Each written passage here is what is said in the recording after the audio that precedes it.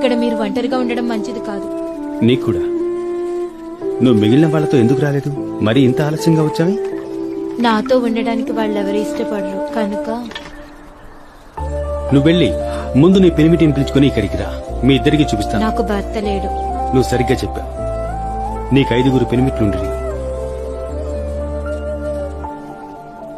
నువ్వు దేవుడి నుండి ఏం పొందలేదని చెప్పినప్పుడు పొరపాటు చేశావు.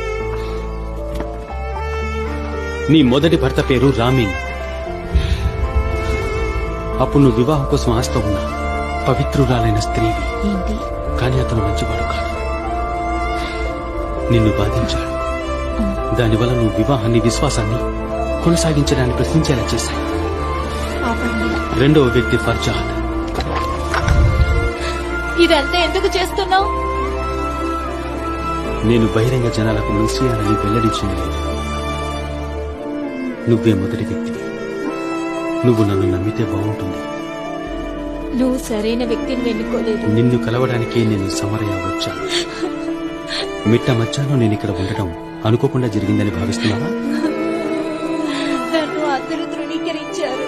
కానీ మెస్సియా అలా చేయడు.